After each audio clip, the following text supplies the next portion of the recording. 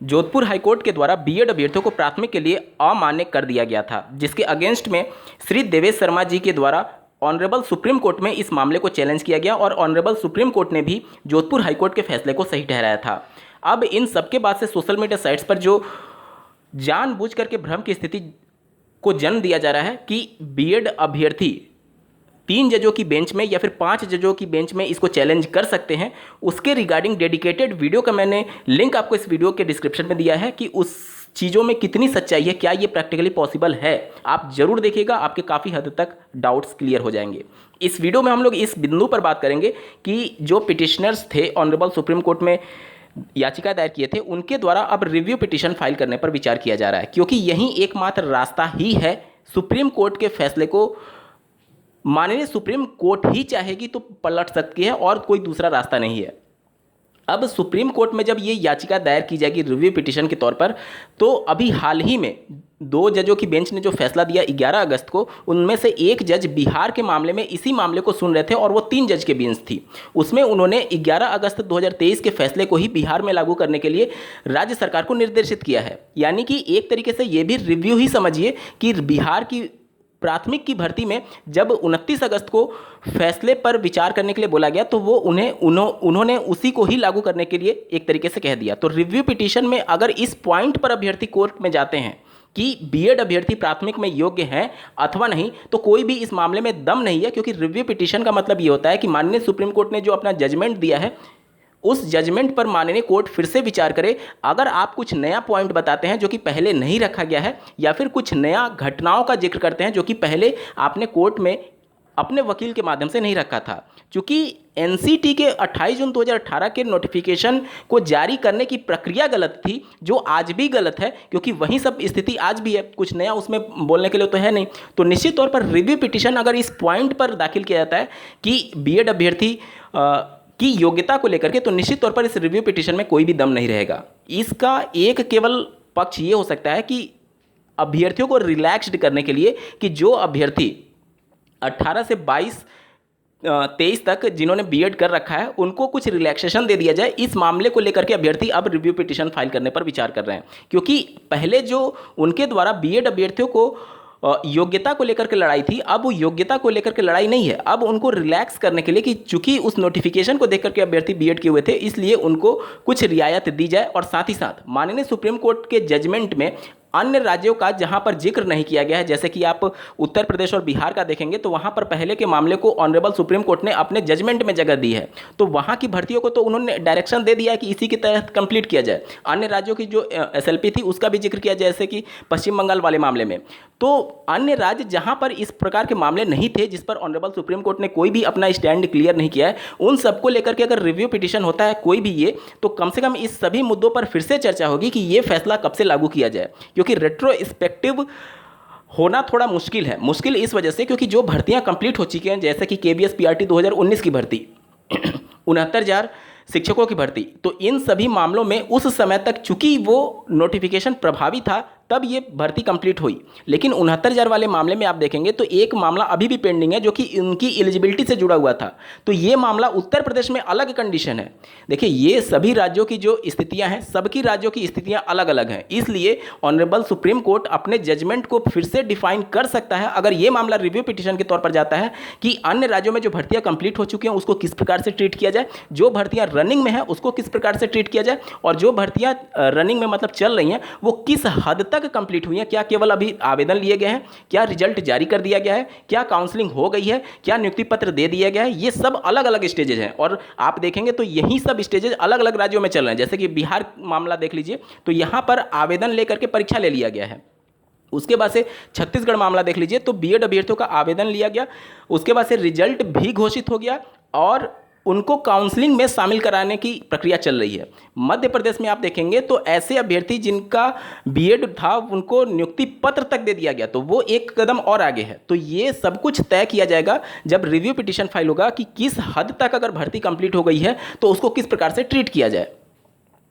तो जहाँ तक रेट्रोस्पेक्टिव मामले की बात है, वहाँ पर जो पहले की भर्तियाँ हैं उनको राहत मिल सकती है। लेकिन अगर ये बोला जाए कि 2018 से 2023 तक के अभ्यर्थियों को रिलैक्स्ड कर दिया जाए, यानी कि उनको आने वाली भर्ती में मौका दिया जाए, तो ये थोड़ा सा मुश्किल इस वजह से लग रहा है क्योंकि ध्यान से समझिएगा, अगर ये पहले भर्तियां जो कंप्लीट हो चुकी हैं उसमें तो कुछ ज़्यादा पॉसिबल है नहीं, क्योंकि इस प्रकार के मामले पहले से ही है कि अगर किसी को नियुक्ति पत्र दे दिया गया है तो उस कंडीशन में उसका भी अधिकार क्षेत्र जनरेट हो जाता है और उसको सिस्टम से बाहर निकालना लगभग नेक्स्ट टू इम्पॉसिबल हो जाता है। और कई इस प्रकार के फैसले ऑनरेबल सुप्रीम कोर्ट के द्वारा, हाई कोर्ट के द्वारा दिए गए हैं कि राज्य सरकारों को निर्देशित किया जाता है कि उनको पॉलिसी बना करके आप सिस्टम में रख सकते हैं। यानी कि ये राज्य सरकार का भी एक मामला हो जाता है कि उनको किस प्रकार से कोर्ट में जाकर के डिफेंड करें और उनके अधिकारों की रक्षा करें। ठीक है, तो उसमें राज्य सरकार भी कहीं ना कहीं इंटरेस्ट ले रही होगी और उनको जो पहले से नियुक्ति पत्र पा चुके हैं उनको थोड़ा सिस्टम से बाहर निकालना बिल्कुल मुश्किल होगा। जैसे उत्तर प्रदेश का मामला ले लीजिए, 69,000 वाले मामले में तो इनको 2.5 साल, लगभग 2 से 2.5 साल हो चुके हैं जॉब करते हुए, तो इन पर थोड़ा सा निश्चित तौर पर ये सभी फैसले लागू होंगे कि सिस्टम से बाहर नहीं निकाला जा सकता, और चूंकि ये सभी चीज़ें हैं। ठीक है, लेकिन जहां पर अभी ऑनगोइंग प्रोसेस है वो सभी भर्तियां अभी तलवार उन पर लटकी हुई है जब तक कि माननीय सुप्रीम कोर्ट सही से डिफाइन नहीं कर देता है। इसी चीज़ को डिफाइन करने के लिए ऑनरेबल सुप्रीम कोर्ट ने छत्तीसगढ़ वाले मामले में हाई कोर्ट में मामला को फिर से रेफर कर दिया है। यहां पर उनके बीएड अभ्यर्थियों की काउंसलिंग पर जो रोक हाई कोर्ट ने लगाया था उसको रोक को तो हटा दिया, लेकिन मामले को डिसाइड करने के लिए फिर से हाई कोर्ट में रेफर कर दिया है। तो हाई कोर्ट से ये चीज़ें डिसाइड होंगी कि किस हद तक इस फैसलों को लागू किया जाए। अब चूंकि सभी राज्यों में ये सभी विवाद उत्पन्न हो रहे हैं, आप पश्चिम बंगाल का मामला ले लीजिए, बिहार की जो प्रक्रिया चले उस मामला ले लीजिए, मध्य प्रदेश का मामला ले लीजिए, छत्तीसगढ़ का मामला ले लीजिए, कभी ना कभी तो सभी राज्यों में वैकेंसी जाएगी और कभी ना कभी तो ये सभी राज्यों में विवाद उत्पन्न होगा। इस वजह से जरूरी ये है कि माननीय सुप्रीम कोर्ट जो जजमेंट 11 अगस्त 2023 को दी है, अपने जजमेंट को अगर रिव्यू पिटीशन के माध्यम से सही से किस डेट में से ये लागू किया जाएगा या फिर किस डेट से ये प्रभावी माना जाए, अन्य भर्तियां जो चल रही हैं उसका किस हद तक प्रभाव पड़े, कितने स्टेज तक कंप्लीट हो चुका है, उसका किस प्रकार से इंप्लीमेंट कराया जाए इस फैसले को, इन सबको लेकर के अगर स्थिति स्पष्ट होती है तो निश्चित तौर पर अन्य राज्यों में जो भविष्य में भर्ती आएगी या फिर जो अभी प्रोसेस ऑनगोइंग है उसमें ये सभी मामले सालों तक कम से कम कोर्ट में नहीं फंसे रहेंगे। तो ये रिव्यू पिटीशन अगर फाइल होता है तो सबके लिए बेहतर होगा। और रिव्यू पिटीशन फाइल करने के लिए जो याचिकाकर्ता थे उन्होंने इसकी तैयारियां शुरू कर दी हैं और समय भी कम है क्योंकि 11 अगस्त को फैसला आता है और रिव्यू पिटीशन के लिए अधिकतम 30 दिन का समय मिलता है। 30 दिन 11 सितंबर को समाप्त हो रहा है, उससे पहले ही रिव्यू पिटीशन फाइल हो सकता है, उसके बाद रिव्यू पिटीशन फाइल होने की अनुमति नहीं होती है। कुछ स्पेशल कंडीशंस होते हैं जिसमें कुछ रिलैक्सेशन होता है, लेकिन वो यहाँ पर लागू नहीं होगा क्योंकि ये नॉर्मल कंडीशन था। तो आज 1 सितंबर 2023 का दिन है, 9 दिन मात्र शेष रह चुका है, 9-10 दिन जब इस केस को फाइल किया जा सकेगा अंतिम रूप से, उसके बाद कोई भी अवसर नहीं होगा। ठीक है, तो जो भी याचिकाकर्ता हैं उनके द्वारा इन सभी पॉइंट्स को लेकर के फिर से रिव्यू पिटीशन फाइल करने पर विचार किया जा रहा है कि जो अभ्यर्थी 2018 से लेकर के 2023 तक भर्तियां हो चुकी हैं या फिर ऑनगोइंग प्रोसेस में उनको रिलैक्स कर दिया जाए, और जो 2018 से लेकर के 2023 तक बीएड में प्रवेश लिए हैं उनको भी आने वाली भर्तियों में रिलैक्सेशन देकर के उनको भी मौका दिया जाए।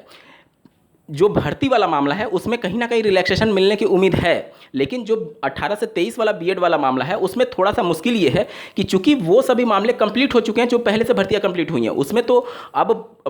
बैक साइड में जाकर के किसी के अधिकारों का इस प्रकार से कोई प्रॉब्लम नहीं किया जा सकता। लेकिन जो अभी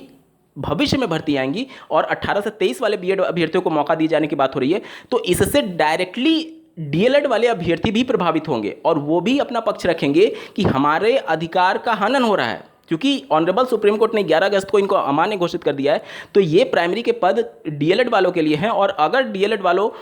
की सीटों को बीएड के अभ्यर्थियों को रिलैक्सेशन देकर के उनको भरा जाता है तो निश्चित तौर पर उनके अधिकारों के क्षेत्रों का हनन होगा। इस वजह से ये डीएलएड वाले भी अपना पक्ष रखने के लिए उपस्थित होंगे। तो ये सब कुछ चीज़ें थोड़ा सा और समय लेकर के अगर स्पष्ट हो जाता है तो निश्चित तौर पर सबके लिए बेटर होगा। कहीं भविष्य में जाकर के ये मामले सालों साल कहीं लटके तो नहीं रह जाएंगे। इसलिए रिव्यू पिटीशन में जाकर के अगर सुप्रीम कोर्ट इस मामले को सही से फिर से अगर व्याख्या कर देती है, सही से डिफाइन कर देती है, तो निश्चित तौर पर सभी राज्यों के लिए, चाहे बीएड अभ्यर्थी हो चाहे डीएलएड अभ्यर्थी हो, सभी के लिए एक क्लियर कट मैसेज स्पष्ट हो जाएगा कि हाँ उन्हें किस डायरेक्शन में आगे बढ़ना है। क्योंकि अभ्यर्थी अभी भी कंफ्यूजन है कि वो क्या करें क्या नहीं करें। कभी इस प्रकार के मामले आ जाते हैं जैसे छत्तीसगढ़ वाले मामले में, तो अभ्यर्थी कंफ्यूज हो जाता है कि 2023 में हम बीएड में प्रवेश लें कि डीएलएड में प्रवेश लें। एक कोई डिसीजन बीएड के फेवर में आ रहा है तो वो बीएड में प्रवेश लेने के लिए इच्छुक हैं, अगर कोई डीएलएड के फेवर में फैसला आ रहा है तो वो डीएलएड के में एडमिशन लेने के लिए इच्छुक हैं। तो ये सभी चीज़ें बिल्कुल क्लियर कट मैसेज होना चाहिए कि आप जिस क्षेत्र में जाना चाहते हैं वो अभ्यर्थी अभ्यर्थी को अभी से पता रहे, कहीं ऐसा ना हो कि आज जो एडमिशन ले रहा है, जो आज 2018 से 2023 बीएड वाले अभ्यर्थियों की कंडीशन है, वो भविष्य में भी ना हो जाए। इस वजह से ये सभी चीज़ों को सही से डिफाइन हो जाएगा रिव्यू पिटीशन के माध्यम से, तो निश्चित तौर पर सभी अभ्यर्थियों के लिए इसका लाभ मिल सकता है। दोस्तों, आपका क्या कुछ कहना है कमेंट के माध्यम से जरूर बताइएगा। और जो सोशल मीडिया साइट्स पर भ्रामक स्थिति उत्पन्न की जा रही है कि दो जजों के बेंच के फैसले को 3 जजों की बेंच में चैलेंज किया जाए या फिर 5 जजों की बेंच में चैलेंज किया जाए, तो उस मामले में कितनी सच्चाई है, आपको डेडिकेटेड वीडियो का लिंक इस वीडियो के डिस्क्रिप्शन में दिया गया है। इस वीडियो को देखने के लिए आपका बहुत बहुत धन्यवाद। भगवान करे आपका दिन शुभ हो।